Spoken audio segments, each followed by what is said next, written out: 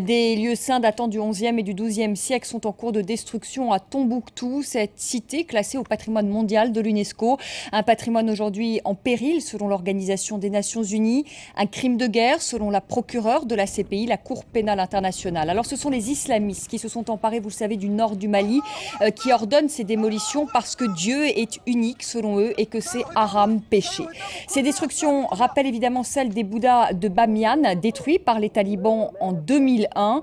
Alors le nord du Mali est-il devenu le nouvel Afghanistan d'Afrique? Qui sont ces islamistes qui prônent l'instauration de la charia? Une intervention militaire est-elle envisageable? On en parle ce soir avec Mathieu Guider. Bonsoir.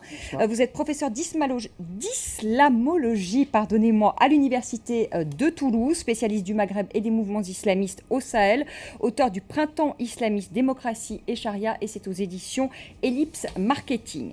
Avec nous ce plateau, Jean-Michel Djian, bonsoir. Vous êtes professeur à l'université Paris 8, rédacteur en chef à France Culture, auteur du manuscrit de Tombouctou, c'est aux éditions Jean-Claude Lattès et ça sera paru au mois de septembre. Ça va être publié au mois de septembre. Et vous êtes par ailleurs auteur d'un article qui a été publié dans Le Monde le 28 juin dernier qui s'intitule Tombouctou, épicentre du nouvel obscurantisme islamiste africain.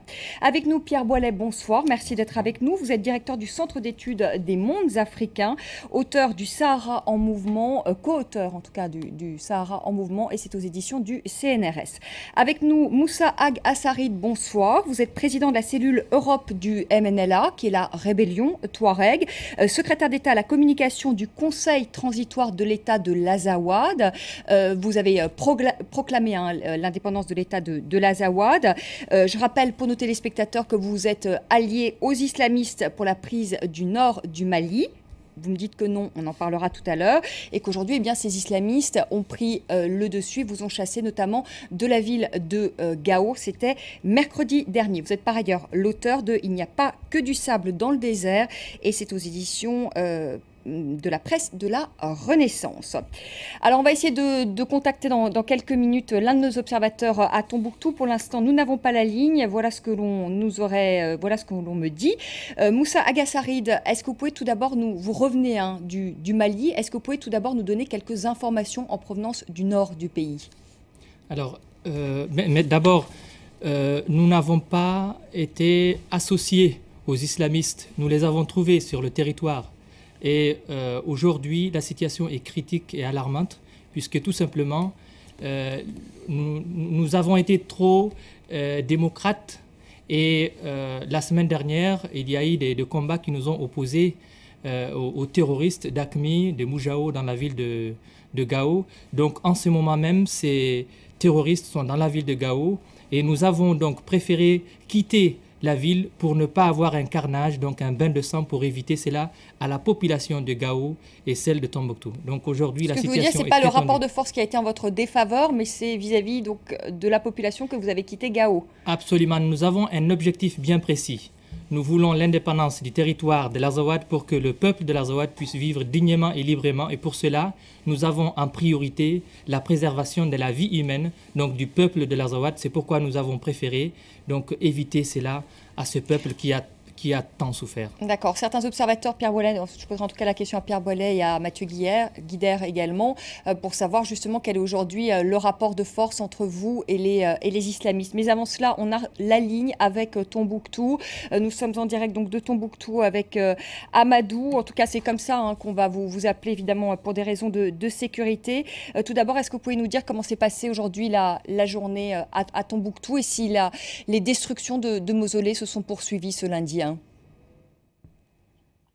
Allô, oui. Oui, Amadou, est-ce que vous nous entendez? Est-ce que vous m'entendez? Oui, c'est Amadou, ressortissant de Tombouctou. Bon, la destruction a toujours continué. Ça fait le 3e jour. Ça a toujours continué, au vu aussi de la population qui n'a aucun moyen de faire quoi que ce soit. Qui contrôle la ville de Tombouctou aujourd'hui? La ville de Tombouctou est en contrôle à 100% entre les mains d'Ansar Eddine. Vous voyez un peu, il faut que l'Occident sache un peu ce qui se passe. Tantôt ils se font appeler Aqmi, tantôt ils se font appeler Ansar Eddine, ils se font appeler Al-Qaïda, Moujao, mais tout ça vous le mettez dans le même sac, c'est les mêmes gens, c'est les mêmes personnes. Donc ce sont les islamistes, des gens sans foi ni loi, qui sont là en train de terroriser la population. Voilà. Comment vit-on aujourd'hui à Tombouctou au jour le jour? Est-ce que les habitants vaquent à leurs occupations? Est-ce qu'ils ont que se passe-t-il, ou est-ce qu'ils sont terrés chez eux? Est-ce qu'ils ont peur?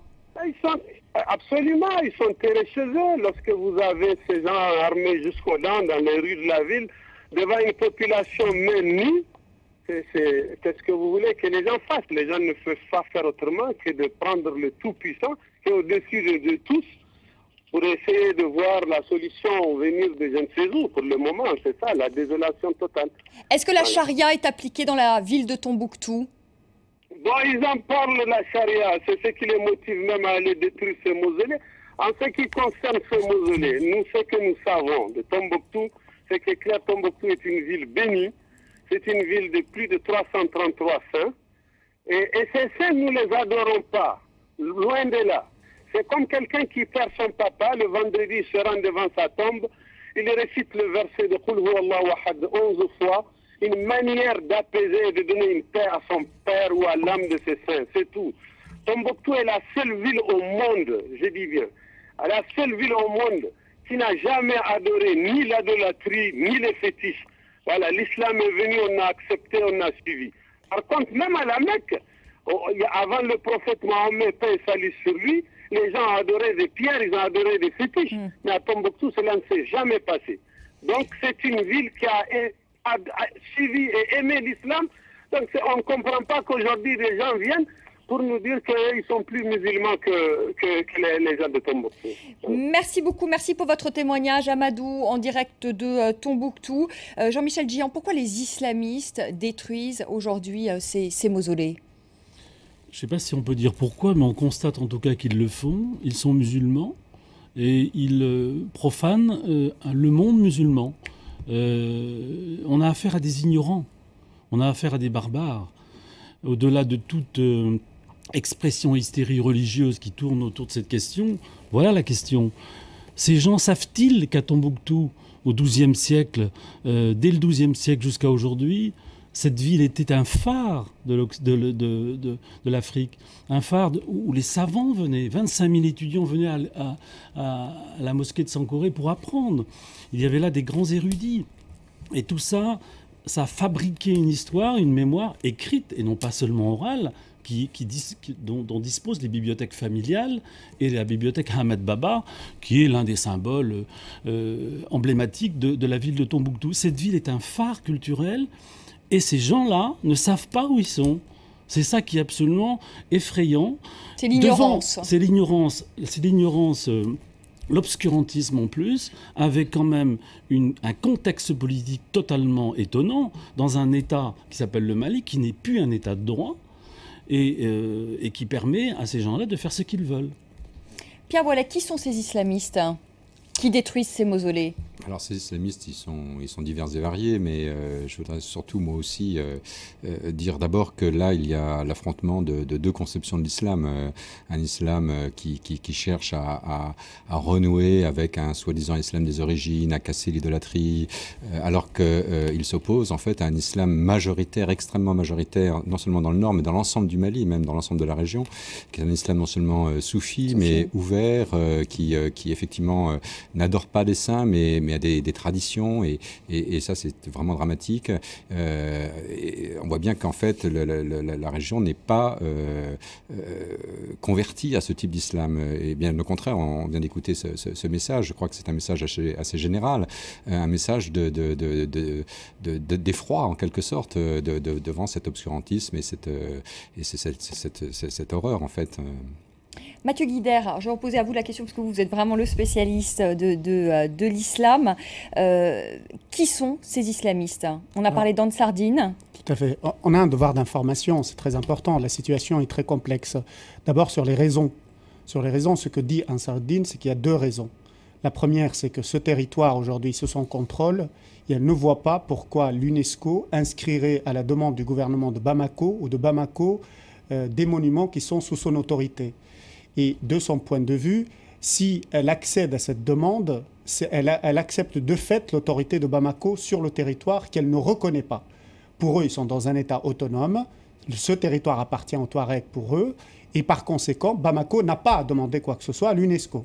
Donc, la première chose, c'est qu'il y a une maladresse extrême, de mon point de vue, que l'UNESCO soit intervenu dans ce contexte très compliqué, très instable, pour attirer l'attention, y compris des fous de Dieu, sur des monuments et sur des édifices de cette nature-là. Elle aurait pu le faire plus tard, c'était peut-être pas le moment, elle aurait pu le faire autrement. Donc ça, c'est la première raison. La deuxième raison qui est invoquée, c'est qu'effectivement, nous sommes dans une dispute entre différentes factions à l'intérieur de ces islamistes touaregs. Une faction tout à fait majoritaire, qui est un islam modéré globalement, même s'ils sont islamistes. Mais vous avez ensuite des salafistes de tendance wahhabite qui, eux, dans cette tendance-là, depuis le XIIe siècle, depuis Ibn Taymiyyah, depuis Ibn Abd al-Wahhab au XVIIIe siècle, eh bien, refusent tout mausolée. Ils estiment qu'il y a un rapport direct du croyant envers Dieu, et par conséquent, il ne doit y avoir aucune intercession, quelle qu'elle soit. Donc, si c'est quelqu'un est vivant, ça s'appelle un tabarruk, c'est-à-dire on demande la bénédiction, cela est admis. Mais pour les salafistes de tendance wahhabite, le fait d'aller voir un mort, donc c'est le tawassul, ils le récusent. Et d'ailleurs, dès le XVIIIe siècle, Ibn Abd al-Wahhab, qui est aujourd'hui la doctrine wahhabite qui est appliquée en Arabie Saoudite, a appelé exactement la même chose. Il a appelé à la destruction des mausolées, à faire à peu près que tous les cimetières, les tombeaux soient de la même hauteur, à enlever toutes les décorations à l'intérieur des mosquées. Donc on est face à une tendance très rigoriste, fondamentaliste du salafisme, face à cette majorité. Alors, comment cela s'explique? Cela s'explique par le fait que vous avez une lutte interne, y compris parmi ces Touaregs islamistes, entre différentes factions. Et donc, comme Iyad Agrali, le chef de Ansar ad-Din, a fait une coalition dans laquelle vous avez à la fois AQMI, vous avez Dimujao qui est un sécessionniste d'AQMI, et vous avez également des tendances salafistes wahhabites, eh bien, tout cela, dans la réalité sur le terrain, peut donner ce que l'on a vu aujourd'hui. Et qui n'est pas, de mon point de vue, jusqu'à présent, il ne démontre pas d'une volonté générale, en tout cas, des islamistes touaregs, de détruire tous les monuments. On l'a vu, vous aviez évoqué l'Afghanistan. Est-ce qu'on peut justement faire la comparaison avec les Bouddhas de Bamiyan? Non, pour moi, non. Les Bouddhas de Bamiyan, je crois que tout le monde se souvient, les talibans, c'était d'abord une volonté des talibans eux-mêmes, en réaction d'ailleurs à une rupture des États-Unis de tout contact, au moment où ils se sont retrouvés isolés, ils ont utilisé ces monuments pour globalement communiquer avec le monde entier de façon maladroite. Ils ont utilisé des explosifs. Ansar ad-Din ne manque pas d'explosifs, Al-Qaïda ne manque pas d'explosifs.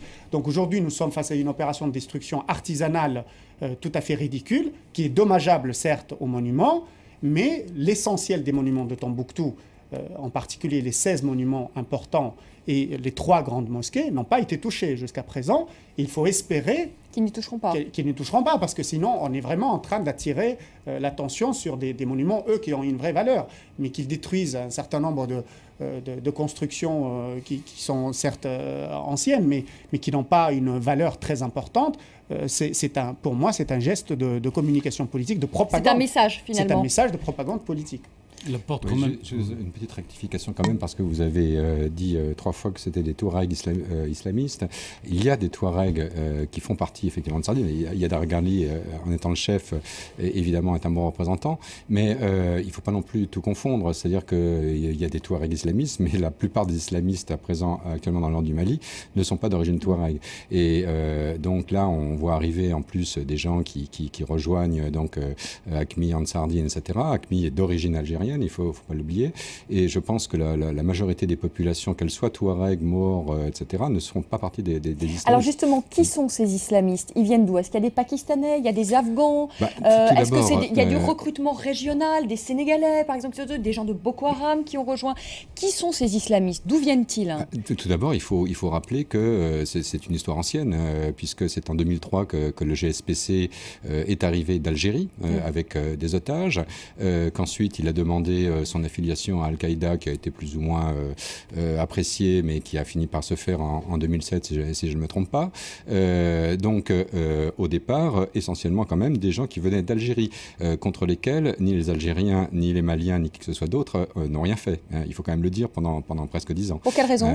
Pour quelle raison? Là, on peut en parler longtemps, parce qu'il y a des tas de rumeurs qui peuvent exister sur les arrangements multiples qui ont pu exister entre AQMI et le Mali, voire les arrangements ou les téléguidages qui ont pu exister entre l'Algérie et AQMI.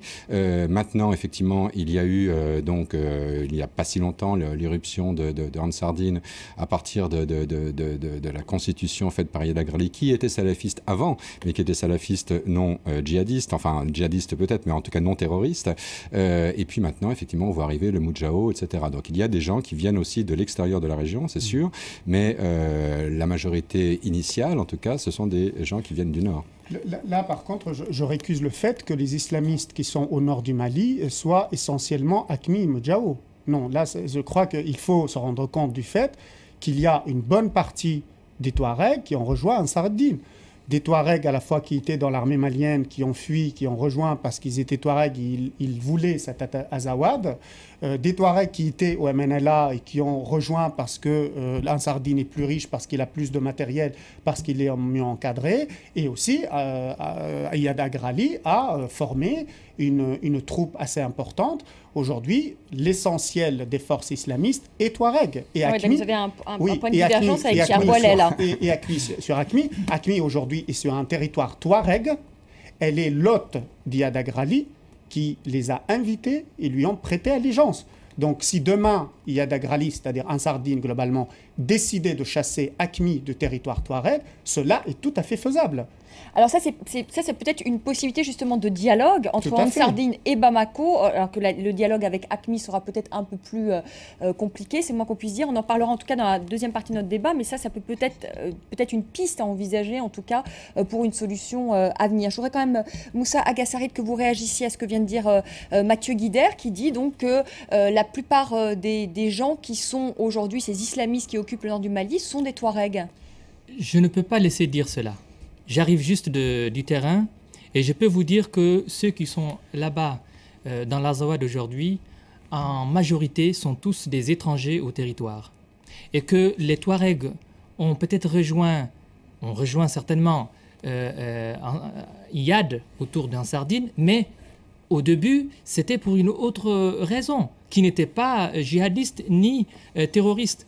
Donc aujourd'hui, il faut savoir Quelle était la raison? Vous êtes donc alliés quand même à eux un temps, on va dire, pour prendre le nord du pays. Nous n'avons jamais été alliés à Ansar Dine ou à aucune organisation On a islamiste. même parlé à un moment peut-être d'un accord qui finalement n'a pas abouti, mais bon. Certains d'entre nous ont jugé nécessaire, pour des raisons de terrain, pour des raisons familiales aussi, de récupérer ces Touaregs-là qui sont auprès d'Ansar Dine, et pour cela, il fallait faire un pont. Et ce pont-là n'a pas pu se faire parce qu'il tenait à la charia, et nous sommes un mouvement démocratique et laïque, le MNLA est un mouvement démocratique et laïque, et cela n'a pas pu avoir lieu, et n'a jamais pu avoir lieu, c'est-à-dire une entente sur le temps, et qui permettait de dire que nous avons pris le territoire avec des islamistes. Non, nous sommes partis, le MNLA, pour l'indépendance du territoire, et les Touaregs ont une pratique de l'islam qui est unique dans son genre, c'est-à-dire qu'il y a la culture qui est une des rares cultures à garder l'authenticité, et nous avons une pratique religieuse tolérante et modérée. Et donc, ce n'est pas la première fois que nous avons été islamisés, et ces gens-là sont pareils, c'est-à-dire que nous sommes aujourd'hui compatissants, solidaires de ce que vivent les gens de Tombouctou, les gens de Gao, les gens de Kidal. Et je voudrais juste terminer un petit mot, parce qu'on doit s'arrêter un instant. En disant juste que les islamistes, les terroristes ne sont pas sur un territoire Touareg, ils sont sur un territoire de plusieurs communautés, dont de Songoï, des Maures, des Peuls et des Touaregs. Et c'est tout cela qui forme ce beau pays qui aujourd'hui est en train d'être détruit comme ça. On va s'arrêter un instant, je vais vous donner ensuite la parole à Jean-Michel Djir dans la deuxième partie de notre débat. Que faire donc? Quelle solution pour déloger les islamistes du nord du Mali? Faut-il intervenir militairement? Et bien voilà les questions que nous poseront nos invités dans la deuxième partie du débat, tout de suite.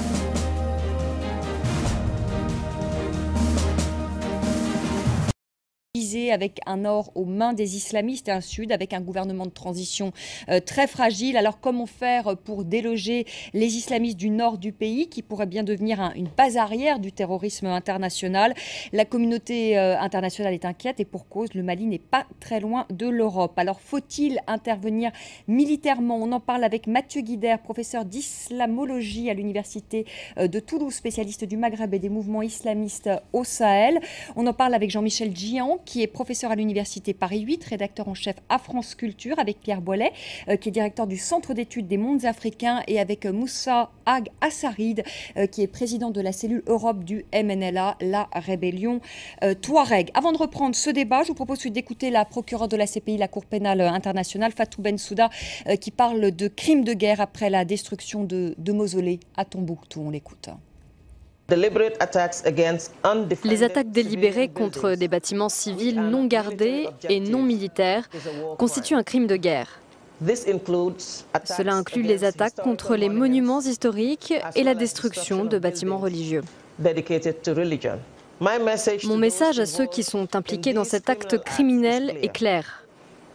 Arrêtez la destruction de biens religieux maintenant. C'est un crime de guerre pour lequel mes services sont pleinement autorisés à enquêter. Avant de parler de l'intervention, enfin d'une probable intervention militaire dans le nord du Mali, Jean-Michel Djian, aujourd'hui, est-ce qu'on peut dire que les rebelles Touaregs sont hors jeu? Sont-ils hors jeu? Oui, ils sont hors jeu.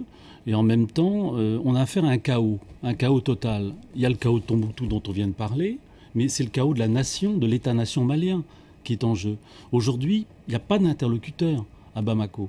Le Premier ministre, le Président est ici en France pour se faire soigner. Le Premier ministre tchèque Mobido Diarra n'a pas ni l'autorité, ni l'expérience pour gérer une situation de crise au point où elle en est. Et surtout, on a quand même une société civile totalement déboussolée, incapable de reprendre en main le processus de démocratie qui a été engagé il y a longtemps. Mais il faut surtout essayer de replacer le problème en fonction de ce qui s'est passé en octobre 2011 quand Kadhafi a été éliminé. Tout le processus d'accélération de ce qui se passe et que l'on constate en ce moment à Tombouctou vient de là. Ce sont des armes qui sont installées d'abord à Gao. Ce sont des armes qui ont permis d'équiper des enfants qui vont en ce moment même dans les rues de Tombouctou avec des kalachnikovs terroriser la population. J'ai eu ce matin en ligne des amis à Tombouctou qui me l'ont confirmé. Ces gamins ont 13 ans. C'est exactement comme en Sierra Leone il y a 10 ans, les enfants soldats. Sauf que les parents de ces enfants sont financés pour pouvoir faire en sorte que les gamins mangent normalement, puisqu'on est dans une situation de pauvreté totale. Et donc, les islamistes profitent de cette paupérisation excessive pour essayer d'alimenter la terreur et arriver où on en est aujourd'hui. Mais c'est vrai, il faut dire, je dis ça à mon collègue tout à l'heure, ce matin quand même, des symboles forts de Tombouctou ont été attaqués. On a quand même défoncé le portail de la fameuse mosquée de Sidi Yahya. C'est quand même pas rien, compte tenu de ce que représentent, et on ne va pas en parler nécessairement ici, des symboles de ces portails. Bon. Mais aujourd'hui, il faut quand même s'apercevoir que si l'Union africaine, qui pourtant n'a pas les moyens d'intervenir, si l'Europe, si les Nations Unies n'interviennent pas, on va vers un chaos qui dépassera très largement les frontières du Mali et le sud du Sahel. Mathieu Guider, je voudrais savoir quand même, avant de parler de l'intervention militaire, quel est l'objectif de ces islamistes? C'est imposer la charia dans tout le nord du Mali? L'objectif de ces islamistes, d'abord, qui ont aujourd'hui l'essentiel du contrôle du territoire, il faut le dire, c'est d'avoir une autonomie la plus large possible, voire un État autonome sur tout ce nord malien, dans le territoire traditionnel, on va dire, appelé Azawad, des Touaregs. Même s'il y a d'autres communautés, je suis tout à fait d'accord. Mais globalement, c'est l'Azawad qu'ils veulent. Sur cet Azawad, ils veulent créer un État islamique. Et la signification de cet État islamique, c'est l'application de la charia. Voilà, globalement, le projet est clair et l'objectif est très clairement indiqué. Ils l'ont répété à plusieurs reprises. Ils ont commencé globalement à l'appliquer. Sur cela est intervenu le chef d'Al-Qaïda au Maghreb islamique, Abdelmalek Troughtal, pour leur dire d'appliquer progressivement et de façon graduelle la charia pour ne pas effrayer la population. Parce qu'on a quand même vu, il y avait un témoin qui avait raconté, je crois que c'est dans la ville de Tombouctou notamment, qu'un couple avait été fouetté sans coup de fouet parce qu'ils avaient eu un enfant hors mariage. Non, parce qu'ils se tenaient la main dans la rue. Oui, ils se tenaient la main, mais aussi un enfant hors mariage, je crois aussi un couple. Il y en a plusieurs d'ailleurs qui ont été fouettés. Bien sûr, bon, mais ça reste malgré... Ça, c'est l'application de la charia. Oui, tout à fait, mais ça reste tout à fait anecdotique parce que quelqu'un, quelque part, s'est fait fouetter. Ils ont aussi remis de l'ordre dans les villes où ils ont été. C'était l'anarchie. Lors du départ des troupes maliennes, il y a eu des pillages considérables. Les populations ont été contentes d'avoir arrivé de l'ordre quelque part. Donc il n'y a pas que des maladresses. Et s'ils étaient totalement rejetés par la population, on ne verrait pas cette situation aujourd'hui. Donc il faut savoir voir. Ils ont appris, les islamistes partout ont appris des leçons du passé. Et aujourd'hui, ils essayent bien évidemment d'appliquer leur agenda globalement extrémiste, mais en même temps, ils savent qu'il ne faut pas aller trop loin. On est dans cette dynamique qui est d'ailleurs commune à tous les pays, que ce soit en Afrique du Nord ou que ce soit ailleurs. Elle est commune. C'est cette dynamique-là, comment appliquer l'islamisme politique sans s'aligner les populations contre eux. On est dans ce contexte-là aujourd'hui, également au nord du Mali. Pierre Ouellet. Oui, là encore une fois, je ne serais pas complètement d'accord parce que il me semble que Ansar Dine notamment et AQMI par ailleurs et le Moujao aussi n'ont jamais dit vouloir établir un quelconque État islamique, mais bien la charia. Et même Yad Agrali a insisté sur le fait qu'il voulait l'appliquer à l'ensemble du Mali. Il a même proféré un certain nombre de gentillesses avec des noms d'oiseaux sur l'indépendance de l'Azawad. Donc, je crois qu'on n'est pas exactement dans le même genre de choses. Deuxième chose que je voudrais dire, c'est que la communauté internationale s'énerve actuellement terriblement contre ce qui se passe parce qu'il y a des mausolées et ces mausolées sont importants effectivement on a affaire donc à un islam qui est aveugle, rigoriste et absurde, mais il ne faut pas oublier que cet islam-là, il existe encore une fois, je l'ai dit tout à l'heure, depuis 2003. Qui a fait quoi que ce soit depuis 2003? J'ai un petit peu la rage, si vous voulez, qu'on commence à s'agacer contre AQMI, etc., alors qu'on l'a laissé tranquillement se déployer, s'incruster quand même dans le paysage. Le Mali, d'ailleurs, a une énorme part de responsabilité. Le président a été une grosse part de responsabilité, quand même le maillon faible. Mais aussi l'Algérie, la communauté européenne, les États-Unis, etc. Mathieu Gueder avait entièrement raison en disant qu'ils ont des moyens de s'installer progressivement, d'acheter des choses avec l'argent qu'ils ont. Qui finance qui finance? Alors, on parle beaucoup... de l'Arabie Saoudite, on parlait tout à l'heure du wahhabisme. On parle de l'Arabie Saoudite moins que du Qatar et de l'Algérie. Donc ces gens ont beaucoup plus d'argent que les autres, ils en profitent, ils achètent des moutons sans marchander, et voilà, et ça c'est depuis 10 ans. Donc vous nous dites Arabie Saoudite qui finance Qatar. Manifestement, le problème de tout cela, si vous voulez, le troisième pays, et particulièrement en tant qu'historien, ce serait de le prouver. L'Algérie, manifestement, a l'air de pouvoir financer un certain nombre de gens. Quel est le jeu de l'Algérie? Parce que là, on ne comprend pas très bien, parce que c'est quand même aux frontières, ce qui se passe, c'est quand même aux frontières de l'Algérie. Quel est l'intérêt aujourd'hui des Algériens de jouer ce jeu-là? Si vous pouvez me donner une explication sur les politiques de l'Algérie depuis l'indépendance, j'en serais ravi, parce que c'est toujours été très opaque. Mais effectivement, l'Algérie joue un jeu qui a toujours été celui d'une géopolitique extérieure, d'influence sur le Sahel. Elle ne veut pas qu'il y ait d'autres gens qu'elle qui puissent influencer le Sahel. Elle a cherché à éliminer la France, elle a cherché à éliminer tout le monde. Elle a peut-être, je ne sais pas... C'est une manière de garder la main finalement sur la situation, c'est-à-dire de créer le chaos pour pouvoir... je ne sais pas si elle a voulu créer le chaos. Je ne sais pas si elle a voulu créer. Là, l'Algérie ne cherche pas à créer le chaos. C'est clair. Si l'Algérie voulait créer le chaos au nord du Mali, ça serait la catastrophe. Mais alors pourquoi l'Algérie finance? Enfin, elle finance. Elle financerait. Non, vous avez l'Algérie a horreur de l'intervention des Occidentaux là-dedans. Donc, elle a tout intérêt aujourd'hui à ce qu'il y ait une stabilisation. Par ailleurs, Yad Agrali passe pour être l'homme des Algériens dans cette région, pour une raison toute simple, c'est que l'Algérie a été l'intermédiaire incontournable de toutes les négociations Touareg et de tous les règlements Touareg depuis 1990. Je veux dire, tous les accords quasiment sont faits à Alger et il y avait à peu près tous les partenaires autour de la table à chaque fois. Donc l'Algérie reste un partenaire incontournable. Un médiateur incontournable. Elle a par ailleurs des otages qui sont aux mains de Moujao, donc elle n'a aucun intérêt à ce qu'ils soient tués. Il y a quand même un consul et 16 membres très importants du staff du consulat. Donc l'Algérie aujourd'hui ne veut pas non plus que sa communauté touareg, qui est de l'autre côté, autour de Tindouf, dans la région de Tindouf, ait les mêmes aspirations autonomistes. Tous les pays de la région, personne n'a intérêt d'ailleurs à ce que les Touaregs aient leur État ou leur province. Donc on est dans cette géopolitique régionale très complexe, mais il faut espérer que l'Algérie, effectivement, ne veuille pas mettre l'anarchie là-dedans, sinon, effectivement, c'est l'Afghanistan. C'est l'Afghanistan. Moussa Assarid, est-ce qu'on peut imaginer une contre-offensive de votre mouvement, du MNLA ? Absolument, mais je voudrais juste, avant de répondre à votre question, si je peux me permettre, parce que là, tout d'un coup, on crie « Oh là !» C'est vrai, nous sommes solidaires de ceux qui sont à Tombouctou et dont les mausolées sont en train d'être détruites. Mais, comme l'a dit Pierre Boilet, cela fait des dizaines d'années qu'il y a un peuple qui est pris en otage, qui est là, qui est vivant encore, mais pour combien de temps ? Et que personne ne dit rien. Donc si ces pays-là n'interviennent pas pour financer des organisations terroristes, pourquoi elles n'interviendraient pas pour aider un peuple en souffrance? Donc je voudrais dire aussi, pour répondre à votre question, que nous avons un mouvement qui s'appelle le Mouvement national de libération de l'Azawad, qui est sur le terrain et qui a besoin de soutien de la communauté internationale. Et ces soutiens-là permettra d'anéantir le terrorisme dans cette partie du monde. Il faut juste des moyens.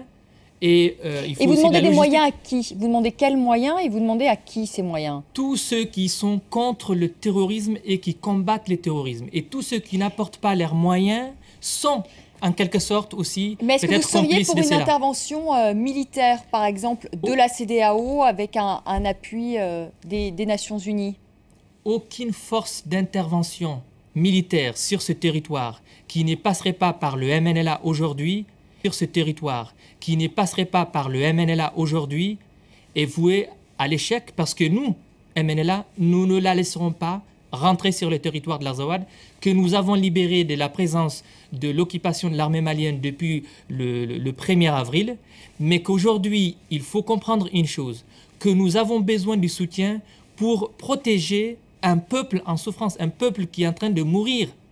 Et c'est là, c'est important qu'au lieu de venir avec des valises d'argent et financer un terrorisme, il faut passer par les voies, parce qu'on peut mettre de côté, sincèrement, entre nous, on peut mettre de côté l'aspect entre Bamako, c'est-à-dire entre la revendication politique entre le MNLA et Bamako, en attendant de résoudre le problème du terrorisme sur le territoire, puisque c'est l'ennemi numéro 1 de l'ensemble de la communauté internationale. Et lorsqu'il y aura un pouvoir, en tout cas légitime, et du côté de Bamako, on pourra trouver une solution à ce moment-là. En tout cas, vous êtes ouvert au dialogue. Jean-Michel Djian, est-ce qu'on peut imaginer une intervention militaire? Est-ce que c'est la seule solution pour déloger ces islamistes qui ont de l'argent, qui ont des moyens? On imagine mal l'armée malienne qui s'est déjà fait chasser du nord revenir. Les rebelles Touareg, ils nous disent nous, on n'a pas de moyens. Qui alors? Ça a été assez bien expliqué à l'instant. La complexité n'est pas, elle est géopolitique aujourd'hui. Elle n'est pas seulement à Tombouctou, elle n'est pas seulement en Mali. S'il y a une intervention militaire, ça ne peut pas se faire sans que l'Union africaine et la CEDEAO en soient les initiateurs ou les initiatrices. On ne peut pas le faire autrement. Mais je ne pense pas que l'Union africaine ait les capacités ni les moyens de le faire. Ouais, donc, 3300 hommes, en tout cas, moi, pour la CEDEAO, c'est rien. Enfin, 3300 hommes c'est impossible, c'est voilà, impossible. Bon, et quand le MNLA demande du Mali, qui pour le moment n'a pas d'État. Mais non, il n'y a pas d'État-nation, il n'y a pas d'interlocuteur. Donc le MNLA, et je comprends tout à fait ce que veut dire notre ami, mais il faudrait qu'ils aient un interlocuteur à Bamako. Il n'y en a pas. Donc aujourd'hui, la situation, elle est enfin, franchement, sans issue. Je ne vois pas, si ce n'est qu'une initiative de l'ONU. Il y a un texte qui est passé il y a 15 jours, mais il faut le revoir, apparemment, le redéfinir un peu. Radicaliser une position sur un tour de table très élargi qui va bien au-delà du Nord-Mali pour essayer de commencer la discussion. Sinon, c'est sans fin. Juste, je voudrais préciser une chose, parce que là, sur l'AFP, on nous dit que, vous l'avez dit vous-même tout à l'heure, que le MNLA est hors jeu. Non, nous sommes toujours sur le terrain. Et nous sommes toujours armés et nous faisons face à la situation. Vous faites face, c'est peut-être que c'est un grand mot, peut-être. Il y a eu des combats entre nous et le mouvement pour l'unicité et le djihad en Afrique de l'Ouest, le Moujao, à Gao, le mercredi dernier. Et nous avons préféré quitter la ville. Et je voudrais dire que pour cela, actuellement, Gao et Tombouctou sont pris en otage. Et ces islamistes-là, nous les connaissons. Parce que nous les avons vus rentrer. Et donc aujourd'hui, la situation est telle que nous lançons un SOS pour qu'on puisse aider le peuple. C'est le peuple qui souffre pour le moment. Donc ne serait-ce que par l'humanitaire. On a entendu, oui. En attendant d'envoyer des armes, parce que certains sont quand même spécialisés dans l'envoi des armes et non des aides. Un mot, les rebelles Touaregs sont hors jeu? Moi, écoutez, j'attends de voir. On ne peut pas... effectivement, la bataille de Gao, là, c'est soldé par l'occupation du gouvernorat, etc. Mais que je sache, les combattants, les centaines de combattants, les armes, etc., existent toujours. Donc maintenant, j'attends de voir qui va se regrouper et comment. Et je crois qu'en revanche, la guerre, là, est déclarée d'une certaine façon entre le MNLA, en tout cas, et les populations. Et les terroristes. Donc non, je pense qu'on va encore entendre parler du MNLA.